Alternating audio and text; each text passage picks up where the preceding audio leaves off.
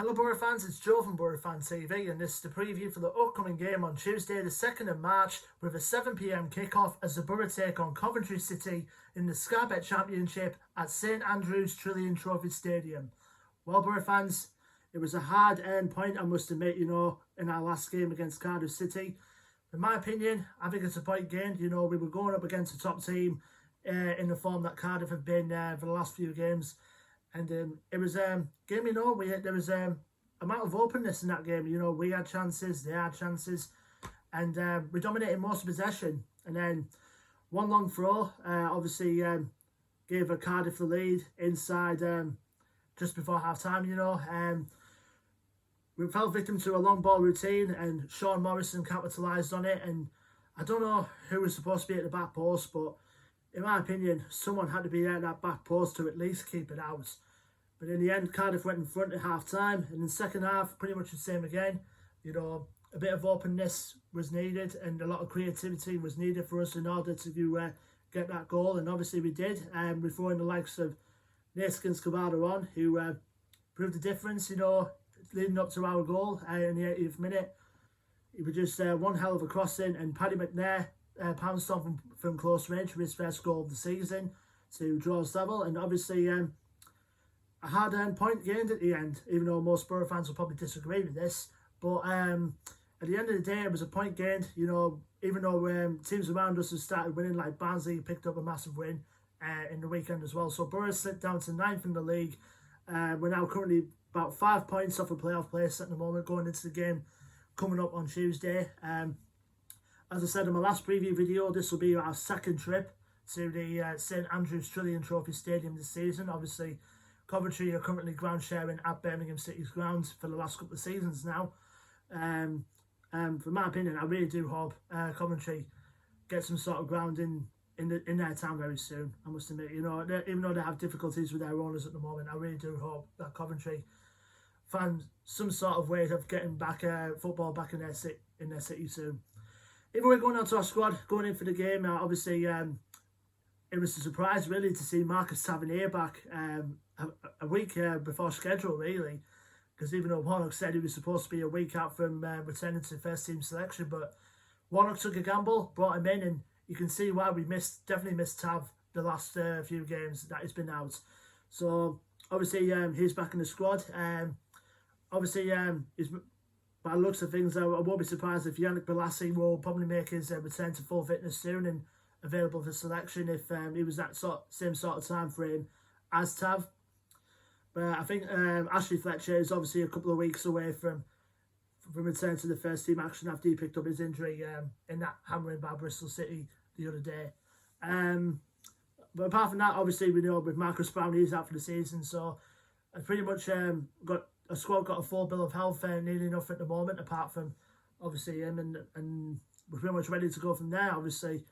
Then we'll go to our opponents, Coventry City, a side who are currently not doing too bad, even though they're having a bit of a slump of form recently. They only won one in the last 6 or so games. They're currently sitting in 20th place in the moment going into this game in the Championship. The record going into this game is played 33, won 8, drawn 11 and lost 14. Last game out for them was a decent one. It was a 1-1 draw away at Blackburn, which I think is a fair result for them. And of course they're managed by Mark Robbins, of course, a former Manchester United and Norwich player. And usually Coventry are a really tough side defensively. Obviously we found out when we played them, which I will get to in a sec. I think with Coventry, I think they were only about 6 points clear of the bottom 3 at the moment, even though Rotherham do have a couple of games in hand. I think, in my opinion, if Coventry get a good run of consistency going, I think they definitely could stay up in the Championship for at least another season. And with the players they have as well, they do have the capability of staying in the Championship this season. It's just a matter of them pulling their wits together and hopefully for them to fight on to help ease their relegation worries. Key players to watch out for Coventry. First player comes to mind for me who's been a little bit of done wonders for Coventry ever since he joined the club, and that has been Tyler Walker, who the former Nottingham Forest striker, who's been climbing up the goals recently for the Sky Blues, and You got the likes of Maxime Biamu helping him out as well recently. The last few games, obviously, with Matt Godden, one of their more prolific strikers, being out injured at the moment.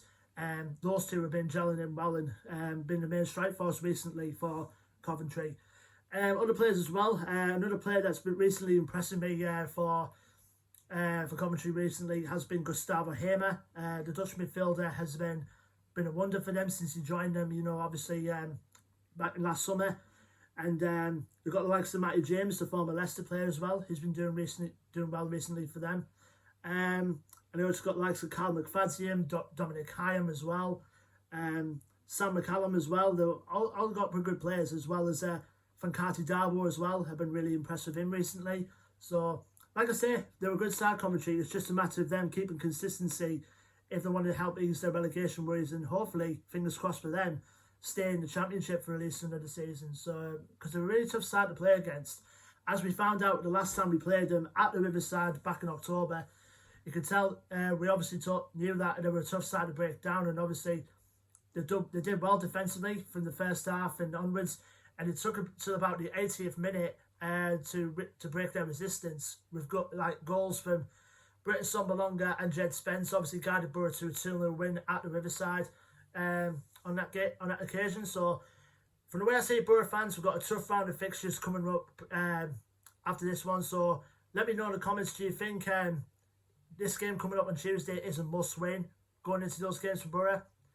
So let me know your predictions and your thoughts below in the comment section. Don't forget to like, share and subscribe as always. Links to our Facebook, Twitter and Instagram are in the link below as well. And until then, I'm been Joe from Boro Fan TV, and I will see you on the next preview video, which will be for the game on the 6th of March as Boro make the long trip to South Wales to face promotion chasing Swansea City at the Liberty Stadium. Until then, Boro fans, take care, stay safe, and let's hope for 3 points, Up the Boro.